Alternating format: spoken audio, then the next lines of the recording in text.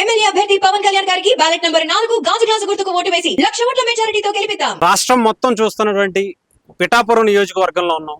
పిఠాపురం నియోజకవర్గం ఉప్పాడ ఏరియాలో అయితే ఉన్నాం. చూస్తున్నారుగా ఇక్కడ అంటే ఎంత అద్భుతమైనటువంటి ఈ ఏరియాని, ముఖ్యంగా ఇది ఇంత అద్భుతంగా కనిపించినా కూడా ఇది ఎందుకు కట్టారంటే, ముఖ్యంగా ఇది ఉప్పాడ తీర ప్రాంతం ఏదైతే ఉందో అదంతా కూడా సముద్రంలో కలిసిపోతుంది అనే ఉద్దేశంతో దీన్ని అయితే కట్టడానికి గవర్నమెంట్ అయితే ప్లాన్ చేసింది. కానీ ఇది పూర్తి స్థాయిలో ఇంకా అవ్వకపోవడంతో ఇంకా కొంత మేర ఇప్పటికీ కూడా సముద్ర కోతకైతే ఇంకా కొన్ని ఊర్లు అయితే కూడా లోపల కలిసిపోతున్నటువంటి పరిస్థితి.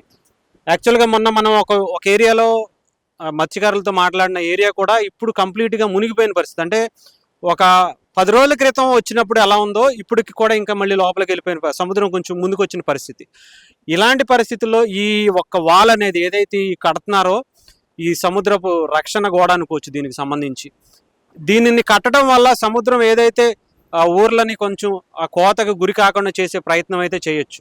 సో దీన్ని కూడా ప్రభుత్వం సరిగ్గా దీని మీద దృష్టి పెట్టకపోవడం, ఊర్లు అనేవి కూడా మళ్ళీ చాలా ఇళ్ళు వరకు కూడా వచ్చేసి ఇళ్ళు కూడా కొట్టుపోయిన పరిస్థితి అయితే కనిపిస్తుంది.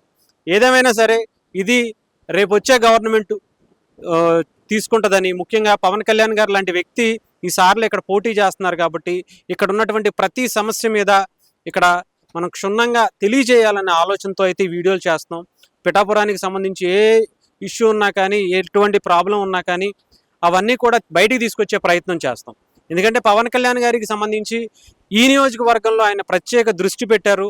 ముఖ్యంగా ఆయన ఈసారి గెలిచిన తర్వాత ఆయనకు ఉన్నటువంటి ఏదైతే విజన్ ఉందో ఆ విజన్తో ఈసారి సమస్యల మీద కూడా ఆయన ఒక ప్రత్యేక శ్రద్ధ తీసుకుని ఇలాంటివన్నీ డెవలప్ చేయాల్సిన అవకాశం ఉంటుంది. అలాగే ఈ ఉప్పాడ తీర ప్రాంతాన్ని ముఖ్యంగా చాలా అద్భుతమైనటువంటి టూరిజం ప్లేస్గా కూడా చెయ్యొచ్చు. ఎందుకంటే చాలా సినిమాల్లో ఇప్పటికే మనం ఉప్పాడ రోడ్డు కావచ్చు, అవన్నీ కూడా కొన్ని ఉప్పెన సినిమా లాంటివి కూడా ఇక్కడ షూటింగ్ జరుగుతూ ఉంటాయి. సో అలాంటి ప్లేస్కి అంటే పక్క రాష్ట్రాల్లో లేదంటే ఇంకొక చోటుగా వెళ్ళి తీసే సినిమాల్ని ఉప్పాడగా రప్పించే అవకాశం ముఖ్యంగా పవన్ కళ్యాణ్ గారు లాంటి లీడర్కి చాలా మంచి అవకాశాలు అయితే కనిపిస్తూ ఉంటాయి.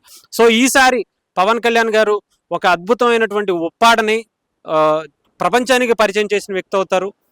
అలాగే పిఠాపురానికి సంబంధించి ఒక ప్రత్యేక శ్రద్ధ ఆయన గతంలోనే చాలా ప్రణాళికంగా బద్ధంగా ఆయన అయితే ఒక మేనిఫెస్టోని ఒక అద్భుతమైనటువంటి విజన్తో ఈసారి ఆయన ముందుకు వెళ్తున్నారు. అదంతా కూడా ఈసారి పవన్ కళ్యాణ్ గారు గెలిచిన తర్వాత ఆయన రాజకీయంగా ఏ స్థాయిలో ఉంటారు, ఆయన ఏ పొజిషన్లో ఉంటారని అయితే నేను చెప్పట్లా. ఎందుకంటే పవన్ కళ్యాణ్ గారికి ఏ పొజిషన్ కూడా అవసరంలా.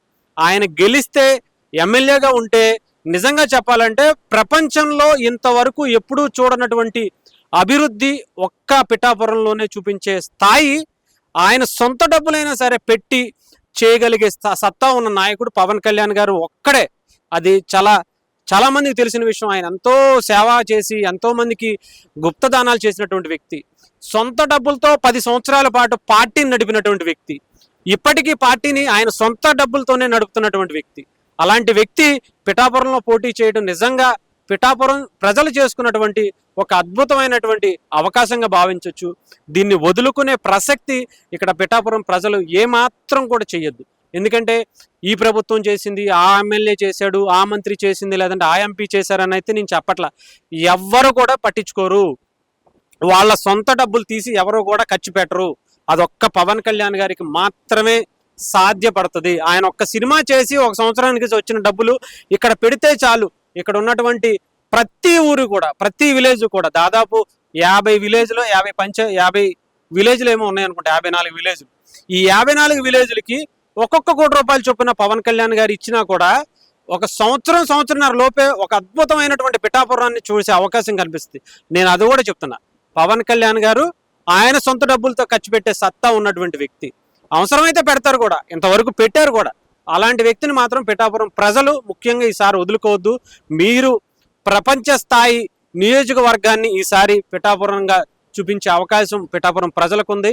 అంత అద్భుతమైనటువంటి అవకాశాన్ని ఈసారి ఇలాంటివంటి సమస్యలు కూడా ఏవైతే ఉన్నాయో ఇవన్నీ ఈ రోజు అంటే ఒక సముద్రం వైపు కోత గురవుతున్నటువంటి ప్రాంతాన్ని ఎలా చేయొచ్చు అనేది ప్రపంచానికి పవన్ కళ్యాణ్ గారు దీని యొక్క ఏదైతే ఈ సిచ్యువేషన్ ఉందో ఇక్కడ ఉన్నటువంటి ఈ ఈ సమస్య ఏదైతే ఉందో ఇది ఇక్కడే కాదు, ఈ సమస్య సముద్రం ఉన్నటువంటి ప్రతి ఏరియాలో కూడా ఉంది, మన దేశంలోనే కాదు ప్రపంచం మొత్తం ఉంది.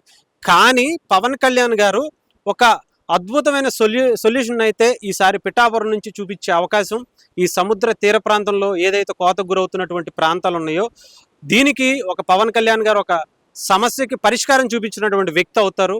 నిజంగా చెప్పాలంటే ఆయన ఈసారి ఇక్కడ పోటీ చేయాలి అని ఇక్కడ ప్రజలు ఎందుకు భావించారు అనేది ఈసారి పవన్ కళ్యాణ్ గారి గెలుపుతో ఈసారి మనకి అందరికి ప్రపంచానికి తెలియబోతుందని మాత్రం చాలా గట్టిగా చెప్పొచ్చు.